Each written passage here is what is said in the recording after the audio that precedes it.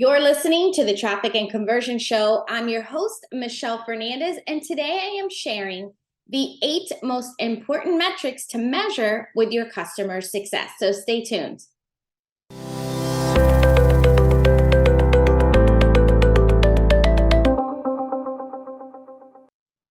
Welcome back to the show. How are you doing? Are you on track with your Q1 goals?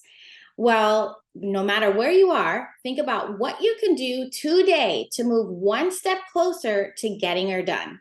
Now, for me, for the first time, I actually hung up a whiteboard in my office where I can constantly be looking at my goals.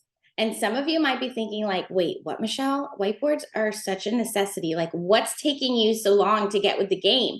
Well, the real answer is I never really had a space to hang it before. And what I didn't tell you is that I've actually owned this whiteboard for a couple of years, and it's just been in the closet waiting for me to hang it. So there's that. All right. Anywho, I have 4 things written on it as of today. Number 1 is I have my Q1 top 3, which are the 3 targets that I want to hit this quarter. And if I'm ever doing anything throughout the day, throughout the week, possibly the weekends, that is not aligned with hitting any of these top 3, I don't do it. I literally just say no. I have a little bit of issues with boundaries, so this is really helping me stay on track. The second thing I have is the Q1 revenue. So what are the revenue goals that I want to hit each month within that revenue goal? And halfway through January, I exceeded my goal with 16 days left in the month to go. So think about that. If you have that written down and you're coming in and you're focusing on your numbers, like how cool is it that you'll be able to exceed it, right? Maybe not every month, but with it being there, you just don't know what you might end up manifesting, right? Then I actually have 2 more things because I did something this weekend. So I ended up doing, I have one thing that says like one big deadline that I'm looking to hit by a certain date. So for me, it's by January 31st to have everything ready to launch my new product, right? And in a specific launch vehicle. Okay. So then I have 2 more little things, and that is a Wednesday win. So what is something that I'm going to be working on this week that I am promising myself to honor my word to get it done by Wednesday, and then I could celebrate. And then last, I have a Friday finisher.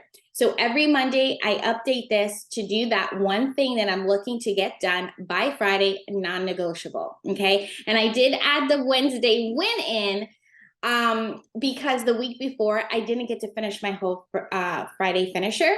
So I thought, how can I break this up where it would still give me time and like a little bit of grace to myself that I did make progress, maybe didn't finish it as a whole. However, I'm not going to wait a whole other week. So I called it a Wednesday win. Let's see how that goes. Maybe every week I won't have a Wednesday win, but I will definitely have a Friday finisher. Now, everything that we are doing and the targets that we're shooting for are to impact people, right? Facilitate the transformations and serve, which is why today is all about how we measure the success of our customers to create predictable growth in our business. Now, I'm going to be sharing 8 metrics that you should consider tracking. And listen, as you listen, I should say, be open to what you should either start doing, or maybe if you're like, oh, I'm already doing that, or what can you do to improve on in order to increase that metric, right? So a lot of times when we're looking at our KPIs or we're looking at our metrics, we don't have to think of going from like 0 to 100, right? It's not like you're not in that, speed race car, whatever that show my husband watches on TV where they do that drag race. It's not necessarily like that to rush to get to the end line. Okay. So just think about if I could increase it by 1%, by 2%, whatever that is, don't think you need to go so big because then that just gets overwhelming. And sometimes, honestly, you may not even hit your goal because of it, right? Too much pressure sometimes causes our, system to kind of go a little haywire. All right, so let's dive in. The first is your onboarding success rate. Think about this. When you onboard a client, that's your first impression. That's their first kickoff. So by measuring the success of this, measures the percentage of customers who successfully complete the onboarding process and become fully engaged with your product or your service, right? Your marketing and your sales team did a fabulous job of getting the new customers. So keeping this metric high will most likely reduce the refund cost, as your new customer is going to feel so supported and less likely to have buyer's remorse. So think about, what can you do to increase that onboarding process, that experience for your customers, right? Remember, it's like that first impression. I joined a program last year, and I have never been so wowed in this program or in any program that I was like, I'm going to implement some of those things in my program because I was so blown away, and it really got me taking action quicker than later, right? Because think about that. You want them to start engaging. You want them to start diving into the content, because until they get in there and they actually start doing the work, they're not going to get the transformation or the result, right? So just be thinking about that. What might you do to improve that onboarding process to increase your onboarding success rate?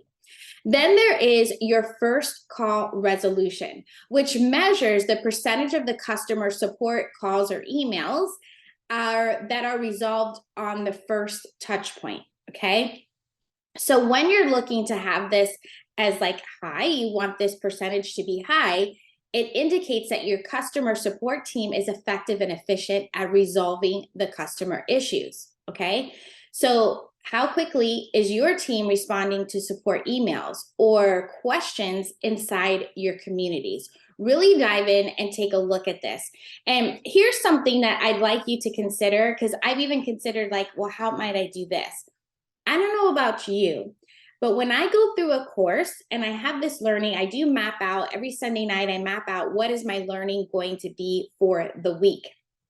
However, we all know that sometimes our weeks just get a little crazy. Like things come up, we have things with the kids or our spouses, like we're busy, right? And the weekend is a great time for us to be like, okay, I'm going to block out a chunk of time on Saturday morning or Sunday afternoon, whatever it is for you.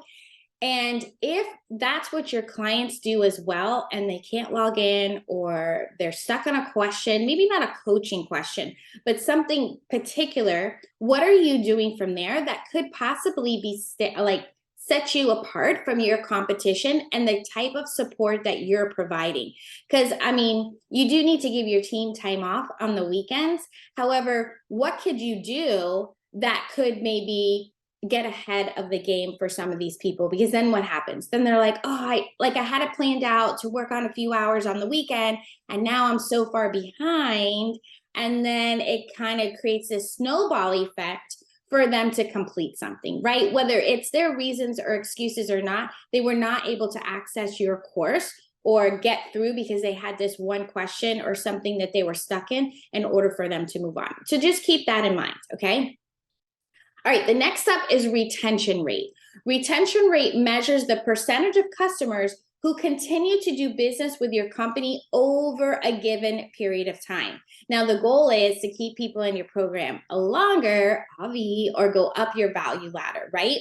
Because that usually means that your customers are satisfied and then they become loyal to your brand, right? Because they're getting these awesome results. I can guarantee you, no one is going to stay with you if they're not getting results, right? Okay, so renewal rate. This measures the percentage of customers who renew their subscription or contract with your business, okay? A high renewal rate indicates that your customers, again, are satisfied and they see value in continuing to do business or continuing to stay in that membership, okay? Continue to order those subscription boxes, okay? Now, the renewal rate should not be confused with the churn rate. Churn rate measures the percentage of customers who cancel or stop doing business with your company over a period of time.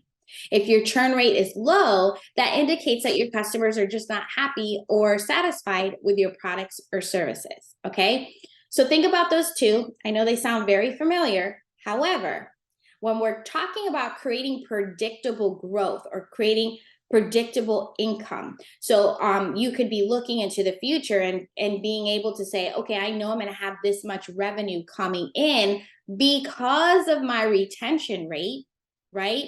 That'll also show you your run rate, not on the customer success side, but your run rate on what your predictable income is going to be, like how much income is coming in month after month.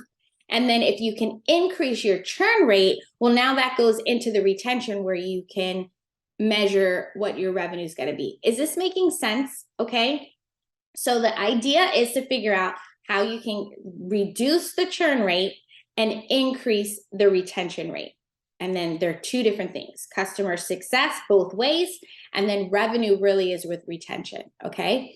So what are you doing to keep your customers happy and satisfied with their results to retain them? Okay. So here's a tip.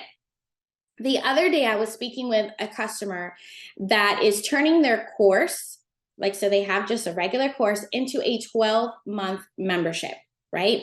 So on the sales page, they had it like the messaging said, after the 12 months, you will have learned XYZ, right? So I asked the customer, hey, if somebody could renew for another 12 months, if they wanted, like, is that a thing? Like, would you be able to offer it? And he's like, well, yeah, like, why? Right? And I said, well, when it comes down to messaging, everything you do or say, like you write or you say or whatever, it's planting the seed, right? So you're getting them to be shifting a belief, right? Overcoming an objective, right? So think about this. You're planting the seed that they only need to be in this thing for 12 months, because at the end you'll have blah, blah, blah, right? So we changed the copy in the page to go from, like, during your time with us or while you're with us, you will be learning XYZ. We're going to rock with you for support as long as you need, because each new level you get to in your business, there will be different things to learn. There'll be different questions to ask, right? Does this make sense? So really take a look at what you have going on and how you can improve these two, right? These two are super duper important in creating that predictable, profitable growth in your business. All right. Then you have your Net Promoter Score. This measures customer loyalty and satisfaction by asking customers how likely they are to recommend your products or services to others on a scale of 0 to 10, right? So you always, anytime you give somebody like numbers, like a scale like that, you want to tell them 0 is the lowest, 10 is the highest, right? Because some people, the way their minds work, their brains work, they might think, oh, I'm going to give them a number 1 because I feel like they're number 1, right? Not like they're a 10. So think about that anytime you, that's just like one of those NLP things. Okay. I mean, who does not love a free lead, right? A highly qualified lead, and a lead that is most likely going to buy from you because someone who basically is warm, right? Someone who they trust gave them that referral, versus if somebody just came in and they were ice cold, right? Because that's really what a referral is. They are speaking on your behalf. They are validating for you, okay? And here's the thing. Sometimes people won't refer you not because they don't like you, right? But it's because you haven't asked. Everyone is in their own world, doing their own thing, working on their own business. However, if you stop and ask them and possibly incentivize them, like what's in it for them, they would totally do it in a heartbeat. And I can guarantee you more people, if you are getting them true transformations, that they are changing their lives, they're changing their businesses, and they're just bringing so much joy and peace or whatever in their life, they would do it all day long, right? You just got to ask. Okay. Next up is the customer lifetime value. Now, this measures the amount of revenue a customer is expected to generate for your business over the lifetime of them being a customer. So when it comes to predictable growth, this is vital, because you'll know that with every customer that comes through the door, how long they're going to stay with you and how much they're going to spend with you. So this does take a while to create. I know I've talked about lifetime customer value before. So if you're just starting out, or like maybe you're like, oh, I've never tracked that, right? Now is the time. Okay. So if you've been at it for a minute, definitely take some time, like write it somewhere, maybe not this quarter, maybe next quarter or this month or what have you, but assign it to someone on your team. You take the time out and figure it out. Okay. Think about, you can just go through your kind of like your customer list, and you'll be able to figure that out. It takes a little bit, but you'll get it. Okay. So these customer success metrics, if I can get the word out, are crucial for measuring the health of your business and ensuring the growth and success of your company. By tracking these metrics, you can identify areas for improvement and definitely make data-driven decisions to drive that customer satisfaction and retention. Now, remember, these metrics are just the tip of the iceberg. These are just some of the metrics to be tracked to create predictable growth. So be sure to stay tuned on all the latest strategies and tactics to stay ahead of the competition. Like, I got your back. I will always bring you all the good stuff right here on the Traffic and Conversion Show. And if you want to work with me on creating predictable growth in your business, head over to predictablegrowthaccelerator.com to learn more. I appreciate you so much for being here with me today. Cheers to creating raving customers and creating predictable growth in your business. Until next time, let's grow your business together.